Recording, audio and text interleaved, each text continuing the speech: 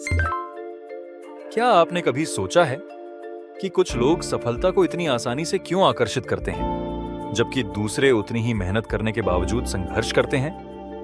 पहले मैं भी सोचता था कि यह सिर्फ किस्मत है, लेकिन फिर मैंने प्राचीन मैनिफेस्टेशन और आधुनिक गणित के मिलन बिंदु पर कुछ रोचक खोजा।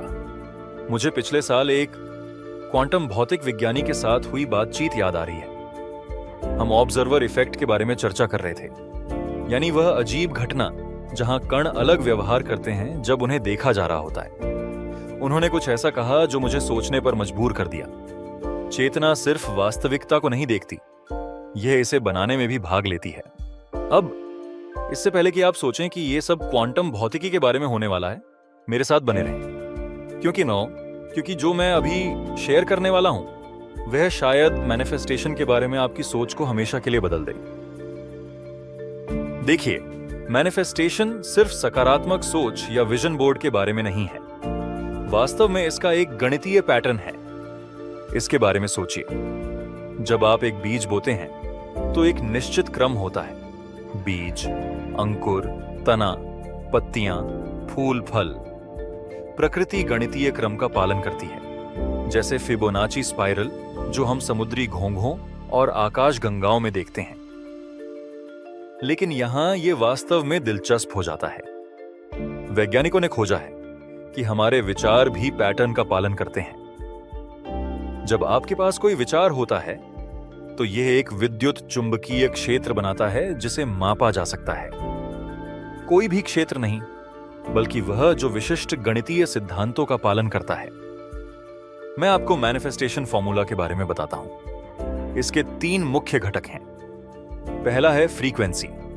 जैसे रेडियो तरंगों को स्पष्ट प्रसारण के लिए सही आवृत्ति की आवश्यकता होती है, वैसे ही आपके विचारों को भी एक निरंतर कंपन बनाए रखना होता है।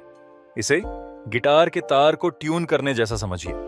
बहुत ढीला होने पर यह नहीं बजेगा, बहुत कसा होने पर टूट जाएगा। सही बिंदु, वहीं से मैनिफेस्टेशन शुरू होता है। दूसरा है रेजोनेंस। भौतिकी में रेजोनेंस तब होता है जब 2 सिस्टम एक ही आवृत्ति पर कंपन करते हैं। क्या आप कभी किसी से मिले हैं और तुरंत कनेक्ट हो गए?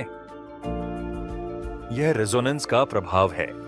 जब आपके विचार, कार्य और लक्ष्य सब एक साथ सामंजस्य में कंपन करते हैं, तभी जादू होता है।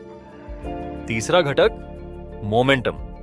यहीं पर ज्यादातर लोग गलती करते हैं। वे सोचते हैं कि मैनिफेस्टेशन तुरंत होता है, माइक्रोवेव पॉपकॉर्न की तरह, लेकिन यह वास्तव में एक्सपोनेंशियल ग्रोथ का पालन करता है।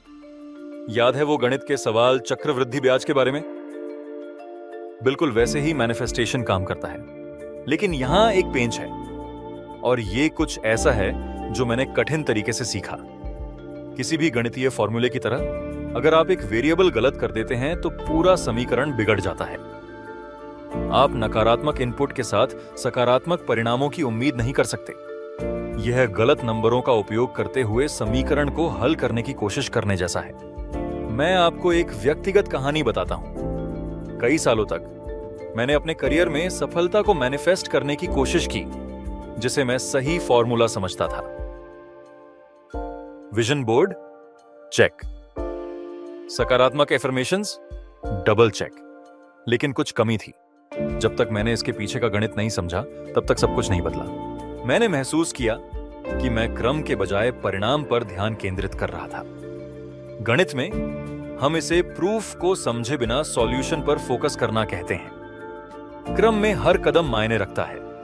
हर छोटी कार्रवाई एक लहर प्रभाव बनाती है, जो कारण और प्रभाव के सटीक गणितीय नियमों का पालन करती है। इस तरह से सोचिए, अगर आप अपनी सपनों की जिंदगी का गणित लिखना चाहें तो समीकरण कैसा दिखेगा? आपको किन वेरिएबल्स की जरूरत होगी? कौन से कांस्टेंट्स समान रहेंगे? यह सिर्फ रूपक सोच नहीं है, यह सार्वभौमिक सिद्धांतों का व्यावहारिक अनुप्रयोग है। प्राचीन हर्मेटिक टेक्स्ट कहता है, जैसा ऊपर वैसा नीचे। गणितीय शब्दों में हम इसे फ्रैक्टल पैटर्न कहेंगे। वही सिद्धांत जो ब्रह्मांड को नियंत्रित करते हैं, हमारी दैनिक जिंदगी को भी नियंत्रित करते हैं। जब आप यह समझ जाते हैं, तब मैनिफेस्टेशन इच्छा करने के बजाय इन सार्वभौमिक गणितीय सिद्धांतों के साथ संरेखित होने के बारे में अधिक हो जाता है। तो क्या मैनिफेस्टेशन का कोई फॉर्मूला है? हाँ, लेकिन ये 2+2 सो 4 जितना सरल नहीं है। ये कैलकुलस की तरह है। एकीकरण और विभेदन की निरंतर प्रक्रिया छोटे परिवर्तनों से बड़े परिणाम की ओर ले जाती है। असली सवाल ये नहीं है कि क्या फॉर्मूला मौजूद है, यह है कि क्या आप मैनिफेस्टेशन का गणित सीखने के लिए तैयार हैं? क्या आप सकारात्मक और नकारात्मक विचारों के सरल जोड़ और घटाव से आगे बढ़कर चेतन सृजन के जटिल बीजगणित में प्रवेश करने के लिए तैयार हैं? इससे पहले कि मैं जाऊं, मैं चाहता हूं कि आप कुछ करके देखें। अभी अपने सबसे बड़े लक्ष्य के बारे में सोचिए। अब सिर्फ अंतिम परिणाम की कल्पना करने के बजाय उस गणितीय क्रम को देखने की कोशिश करें जो वहां ले जाएगा। वेरिएबल्स क्या हैं? आपकी विकास दर क्या है? कौन से पैटर्न को संरेखित होने की जरूरत है? अगर मैनिफेस्टेशन के बारे में सोचने का यह तरीका आपको प्रभावित करता है तो लाइक बटन दबाएं और विज्ञान और अध्यात्म के मिलन पर अधिक अंतर्दृष्टि के लिए सब्सक्राइब करें। नीचे कमेंट में अपने विचार साझा करें। मैं मैनिफेस्टेशन के गणित के साथ आपके अनुभवों के बारे में सुनना चाहूंगा। याद रखें, हर महान समीकरण एक अकेले चर से शुरू होता है। आपका क्या होगा?